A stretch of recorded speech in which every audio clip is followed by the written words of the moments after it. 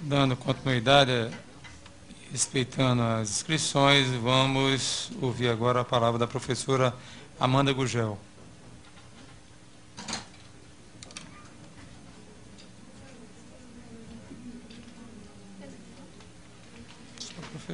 Bom dia a todas e todos. Durante cada fala aqui, eu pensava em como organizar a minha fala, né? Porque, assim, são tantas questões a serem colocadas e tantas angústias, né, do dia a dia, de quem está em sala de aula, de quem está em escola, e eu queria, pelo menos, conseguir sintetizar minimamente essas angústias.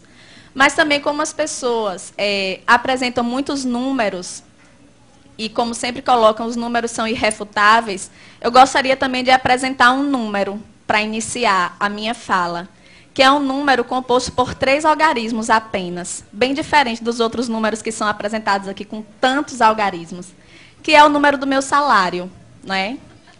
Um 9, um 3 e um 0. Meu salário base, R$ 930.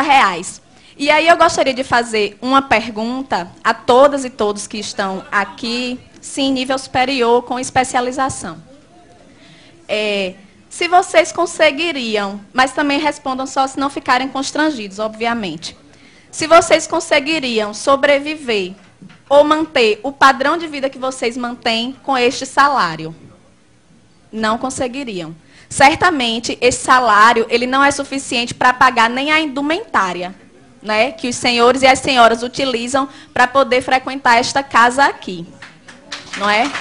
Então, assim, a minha fala não poderia partir de um ponto diferente desse, porque só quem está em sala de aula, só quem está pegando 3 ônibus por dia para poder chegar ao seu local de trabalho, um ônibus precário, inclusive, é que pode falar com propriedade sobre isso. Fora isso, qualquer colocação que seja feita aqui, qualquer consideração que seja feita aqui, é apenas para mascarar uma verdade, que é uma verdade visível a todo mundo, que é o fato de que, em nenhum governo, em nenhum momento que nós tivemos no nosso estado, na nossa cidade, no nosso país, a educação foi uma prioridade. Em nenhum momento. Certo? Então, assim, me preocupa muitíssimo a fala da maioria aqui, inclusive da secretária Betânia Ramalho, com todo respeito, que não vamos falar da situação precária, porque isso todo mundo já sabe. Como assim não vamos falar da situação precária? Gente, nós estamos banalizando isso daí. Estamos aceitando a condição precária da educação como uma fatalidade. Estão me colocando dentro de uma sala de aula com um giz e um quadro para salvar o Brasil, é isso? Salas de aulas superlotadas, com os alunos entrando a cada momento com uma carteira na cabeça, porque não tem carteiras nas salas. Sou eu a redentora do país? Não posso, não tenho condições. Muito menos com o salário que eu recebo. Tá certo? A secretária disse ainda que nós não podemos ser imediatistas, ver apenas a condição imediata. Precisamos pensar a longo prazo, mas a minha necessidade de alimentação é imediata. A minha necessidade de transporte é imediata. A necessidade de Jéssica de ter uma educação de qualidade é imediata. Certo? Então, eu gostaria de pedir aos senhores, inclusive, que se libertem dessa concepção errônea, extremamente equivocada, isso eu digo com propriedade, porque sou eu que estou lá, inclusive, além, propriedade maior até do que os grandes estudiosos, parem de associar a qualidade de educação com professor dentro de sala de aula. Parem de associar isso daí. Porque não tem como você ter qualidade em educação com professores 3 horários em sala de aula. Certo? Porque é assim que os professores multiplicam os 930. 930 de manhã, 930 à tarde, 930 à noite, para poder sobreviver. Não é para andar com bolsa de marca, nem para usar perfume francês. Certo? É para ter condição de pagar a alimentação dos seus filhos. É para ter condição de pagar uma prestação de um carro, que muitas vezes eles compram, para poder se locomover mais rapidamente entre uma escola e outra, e que eles precisam escolher o dia em que vão andar de carro, porque não tem condição de comprar o combustível. Tá certo? Então, a realidade nossa, o cenário da educação no Rio Grande do Norte hoje é esse. E eu não me sinto constrangida em apresentar o meu contra-cheque, nem a aluno, nem a professor, nem a nenhum dos senhores aqui, porque eu penso que o constrangimento deve vir de vocês. Sinto muito, eu lamento, mas deveriam todos estar constrangidos, entende? Então, assim, entra governo e sai governo, e eu peço desculpa mais uma vez, Betânia, mas não tem novidade na sua fala. Sempre o que se solicita da gente é paciência. É tolerância.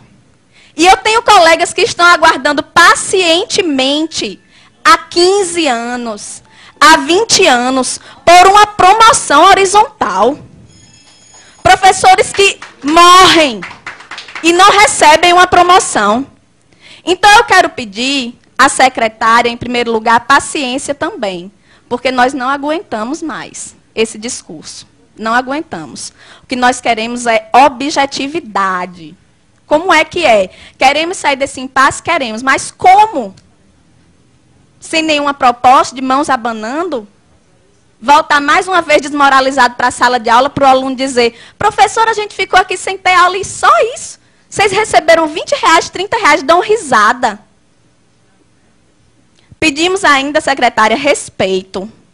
Para que a senhora não vá mais à mídia dizer assim, pedimos flexibilidade, como se nós fôssemos os responsáveis pelo caos, que na verdade só se apresenta para a sociedade quando nós estamos em greve, mas que está lá todos os dias, dentro da sala de aula, dentro da escola, em todos os lugares.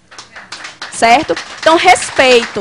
Não se refira à nossa categoria dessa forma, não se refira. Nem se refira apenas como se fosse a direção do Síndico que está querendo fazer essa greve. Não é não, é 90% da categoria. 90% da categoria no estado inteiro, nos interiores, aqui na capital. Certo? Pedimos aos deputados apoio. Estejam mais presentes, participem ali, vão à nossa assembleia, procurem ouvir esses trabalhadores, procurem saber a realidade. Certo? Pedir à promotoria que esteja com a fiscalização efetiva ao Ministério Público. Que não seja para dizer, professor não pode comer desse cuscuz não, porque é um cuscuz alegado que a gente come, o cuscuz da merenda, porque a promotoria está para lhe dizer que a merenda é do aluno, não é do professor. Certo? É assim que funciona. Diga-se de passagem, nós não temos recursos para estar nos alimentando diariamente fora de casa. Não temos para isso. Certo? Então, são muitas questões mais complexas, certo? São muitas questões muito complexas que poderiam ser colocadas aqui, mas, infelizmente, o tempo é curto e eu gostaria de solicitar isso. Em nome dos meus colegas que comem o cuscuz alegado, em nome dos meus colegas que pegam 3 ônibus para chegar ao seu local de trabalho, em nome de Jéssica, que está sem assistir aula nesse momento, mas que fica sem assistir aula por muitos outros motivos, por falta de professor, por falta de merenda, certo? É isso que eu quero dizer.